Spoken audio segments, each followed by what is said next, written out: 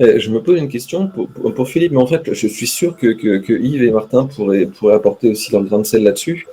Euh, est-ce que, est-ce que du coup, dans cette perspective-là, on peut se permettre, pour un produit, pour la cible dans un produit que l'on veut faire certifier, est-ce qu'on peut se permettre raisonnablement d'aller chercher des ressources dans le monde du logiciel libre? Et notamment, je pense du côté de projets qui sont particulièrement vivants, particulièrement actifs, hein, sur lesquels on a des évolutions qui sont régulières, qui se suivent à un rythme relativement soutenu. Est-ce que finalement c'est réaliste, hein, d'utiliser des composants venus de là dans sa chaîne logistique du logiciel, en fait, hein, sur sa cible?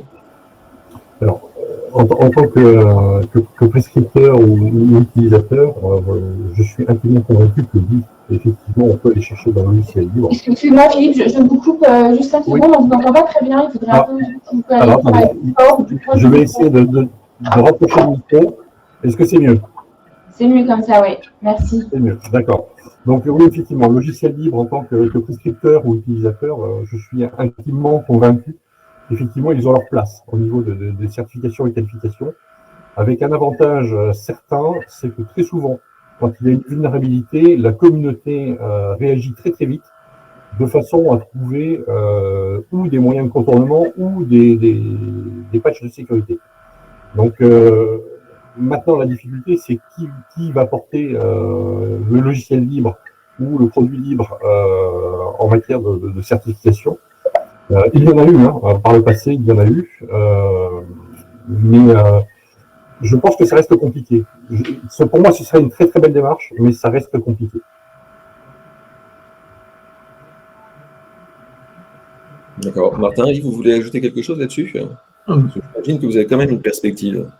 Le logiciel libre, on en voit en fait dans les évaluations. C'est pas quelque chose c'est quelque chose qui est assez commun. Oui. L'importance vraiment mais que ce soit libre ou non, en fait, l'importance c'est que toutes les dépendances des produits, ce qu'on va vraiment regarder, c'est le suivi de sécurité qui est dessus en fait.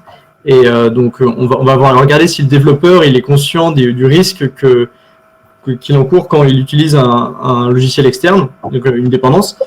Et donc un suivi des vulnérabilités publiques sur ce produit et la maintenance du produit, donc maintenir les composants à jour pour son produit. Alors, moi, personnellement, j'ai pas grand-chose à rajouter parce que je pense que Philippe et Martin ils viennent de le dire. La grande problématique va aussi être qui va emmener le produit open source, donc le produit libre, à être certifié, qui va prendre la responsabilité quelque part et qui va aussi le financer derrière. Donc ça, c'est je pense une problématique un peu pour les logiciels libres, hein, dans ce type de certification, bien sûr.